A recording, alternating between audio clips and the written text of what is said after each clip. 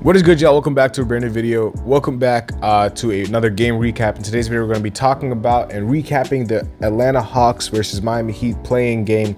Now, I usually take a different approach when it comes to these recap videos. I usually do them right after the game itself, but I kind of wanted to take a day, or not a day, like a night to kind of sleep over all my thoughts, because I was heated. I was so mad. I literally fired up a space right after the game.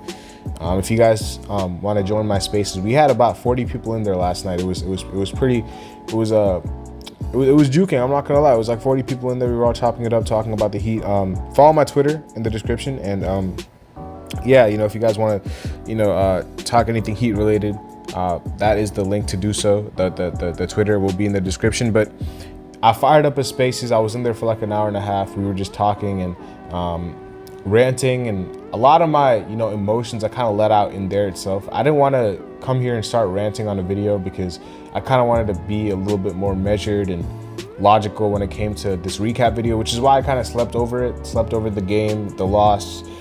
Disappointing, as we all know. The Heat lost in the play into the Hawks, and now we are facing elimination in the next game. If the Bulls and the Raptors, whoever wins this game tonight, the Heat will play. And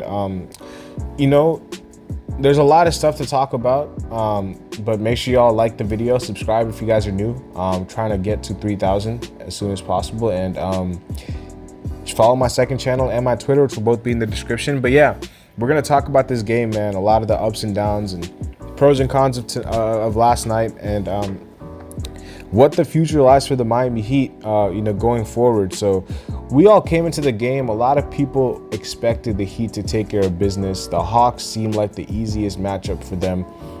They had won 10 out of their last 11 games against the Hawks. And it just seemed like they had the Hawks number. But from the start, the Hawks came out with more energy. The Hawks came out with more fire. They came out on a mission. And at halftime, they had taken a 17-point lead. Now, in the third quarter, the Heat clawed, and eventually I think we got it as close to 6, the deficit. But then the Hawks made their run, brought it back to an 11-point game. In the fourth quarter, we were playing catch-up the whole time. We couldn't get a stop. And we scored 105, but we allowed, I think, 115 or 116 or something. It was something in that ballpark. And eventually the Hawks ended up winning the game. Now, very disappointing performance, as we all know. This is not something that needs to be told over and over again. It's just not the Heat that we've been used to. And I can look at the box score, point out, this player didn't do well, this player didn't do well, but I cannot name one player outside of Kyle Lowry that had a good game on the Miami Heat. And Lowry, it was about time. I didn't expect 33, but it was about time that he had a good game for us in the Heat uniform. We've had very limited amount of those, and he carried us last night. I'm not gonna lie. He had 33 points, and it seemed like in the second quarter he was the reason why the deficit was not over 20, because he kept us afloat somewhat and made it manageable. And in the third and the fourth, the third he did not score any, but in the fourth he scored like 12 points or something, or 14. He went off in the fourth. So Lowry, apart from Lowry, nobody showed up tonight or last night against the Hawks. And there's a lot of reasons and a lot of flaws with this team that I've kept pointing out time and time again. There's also a part of the fan base, a large part of the fan base, that does not even want the Heat to win their next game against the Bulls or the Raptors. And I understand both sides. We were debating this in the spaces last night, and there was people saying, just end the season at this point. Like, I hope we lose on Friday or whenever. I think it's on Friday, the next playing game. I hope we lose on Friday, and I hope the season just ends for us, because just put us out of our misery at this point. Because I think a lot of Heat fans are at that point where it's just like, you know what? It's been a long, disappointing season. Nothing has really gone well from the start to the end of the season. Just put us out of our misery at this point, and just let's just go home, get in the lottery, get a higher pick. If we beat the Bulls and the Hawks, the Bulls or the Raptors, and if we go as the 8th seed, then we have the 20th pick. But if we lose, then we have a top 14 pick, which is a pretty big difference. So, yeah, man, I think that there is pros and cons to both. You know, morally, you never want your team to lose, but for the future, it might just be better for the team in general if the front office got a bigger wake-up call. Like, if this team is in the lottery, that's going to be a huge wake-up call, because there's no way this roster should be in the lottery after last season's achievements. After just losing PJ Tucker, there's absolutely no way that this roster should be in the lottery. So if this team is in the lottery, it sends a message to the front office that big moves have to be made, and we get a higher pick, and we just save us the embarrassment of getting swept or, you know, losing in 5 to the Bucks, because we all know the outcome of that series is going to be us losing in 5 or getting swept. If we win 2 games against the Bucks, I'm going to be highly shocked. So yeah, I can understand both points. And obviously you don't want your team to lose any game, but for the future and, you know, for this team's sake, like, it just might be for the better if we were just in the lottery and, like, you know, just get it into the front office's heads that they have to make moves, and it can't just be trading Lowry. It has to be making a big move to shake up this team, because something is not right. Fundamentally, something is not right. They just don't seem to be playing hard enough. Now, I can excuse missed shots. I can excuse a lot of different things, like missed shots, errant passes. Like, a lot of different things can be excused, but the one thing, especially if you're playing in this uniform, which represents culture, grit, hard work, we all know what the Heat culture is about. And nobody on this team embodied that last night besides Kyle Lowry. And it's rare to say that Kyle Lowry was our best player, but he was, by far. Nobody else showed up. Hero had 26, I guess, but defensively, he was getting gone at every single time. Their game plan was to go at Hero every single time.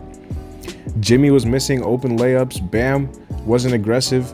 But the one thing I cannot excuse is effort and, you know, hard work. And you cannot teach that. That's something that, you know, even if you miss shots, even if a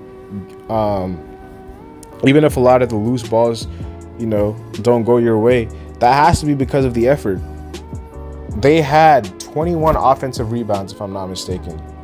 21 offensive rebounds, or 22 offensive rebounds to our 6. Total rebounds, they had 63 to our 39. That's the game right there. You know, we shot better than them from the 3. We shot better than them from the free throw line. They only shot 59% from the free throw line. They had more turnovers than us. We had the similar amount of assists. Field goal percentage wasn't too far off, but the rebounding discrepancy was the reason that we lost this game. 22 offensive rebounds allowed to the Atlanta Hawks. Now, a lot of people are going to say simply, oh, Bam has to do better. Bam did not have a good game last night, but last night I saw a ton of Bam slander and only Bam slander, which is fine. If you're going to say that Bam did not have a good game, he did not. And that's fine. But everybody besides Kyle Lowry can be blamed last night. Every single person. I mean, Jimmy Butler, my gosh, you're talking about guaranteeing a W. His stat line, counting stats, looks all right, 21, 9, and 4, but missing wide open bunnies at the rim that he's used to making.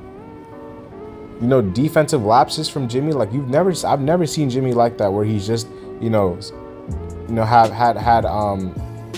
defensive lapses. Like, he was leaving his man wide open. There was a bunch of stuff from Jimmy that was like a very uncharacteristic from Jimmy. And, you know, he didn't have a good game. Obviously, Bam didn't have a good game. Hero had 26, but defensively, he wasn't that great. He was getting gone at every single time. He was turning the ball over a lot. So, yeah, I mean, there was a lot of players who just didn't play well. And the thing about Bam, a lot of people are going to just put this loss on Bam, but the offensive rebounds that they had, a lot of them did not come against Bam. Some of them did, when Clint Capella absolutely just out-hearted him and everything.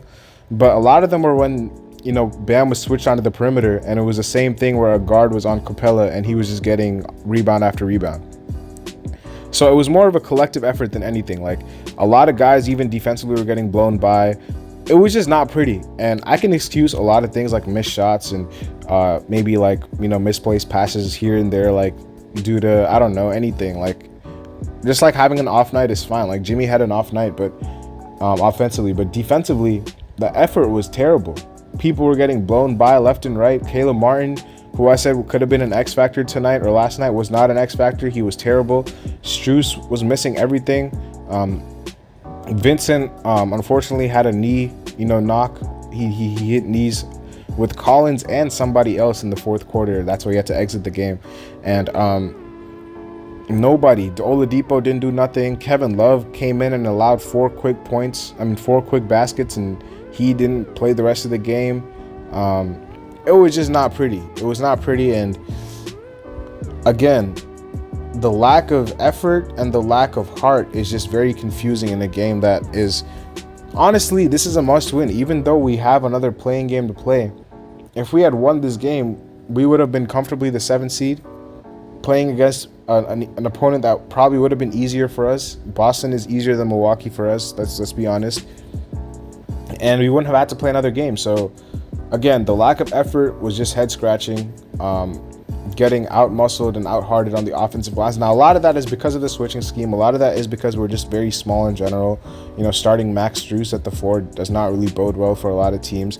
And, closing with Caleb Martin, who's also 6'5", is not the best idea either. So we did not really have size because Kevin Love was basically unplayable and Zeller was the backup center. So a lot of that is a size issue. A lot of that is a switching issue, but majority of that is an effort issue, which cannot just be, it's something that's just not taught. You just have to have. And a lot of these Heat players just seem to have checked out, apart from Lowry. Like Lowry, I think it was kind of just, for the regular season, he kind of didn't play a lot. So this is kind of his, he said he was waiting for the real season to start anyway. So yeah, I mean, he had a really good game. Do not expect this from Lowry next game, though. I don't think he's going to have 33 points. Another player that I was very shocked did not play was Duncan Robinson. His movement off the ball, Bam was not getting the ball, and Duncan is one of the best at getting Bam the ball on this team. He can get Bam the ball, dribble handoffs, a lot of different stuff, right? Duncan Robinson's movement is a lot better than Strus's. Now, Strus gets the nod because he plays harder on defense, but even Strus last night was getting absolutely sauced defensively. I don't know what the direction of this team is going to be. Even if we win this next playing game against the Raptors or the Bulls, we're probably going to get 5'd or swept by the Milwaukee Bucks. No ifs, ands, or buts about it for sure. And it's just not going to be pretty. So, yeah, man, I mean, it was a very frustrating loss, honestly. I'm kind of just over the season. I wouldn't mind if we just, I know we don't want to purposely lose, but I wouldn't be against, tanking the second playing game and just going into the lottery, just resetting, having a better future with this team. But eventually, we'll talk about all that after the second playing game, man. Let me know what you guys think about this this first playing game and the disappointments. And yeah, I'll see y'all later as always, man. Have a nice day. Peace.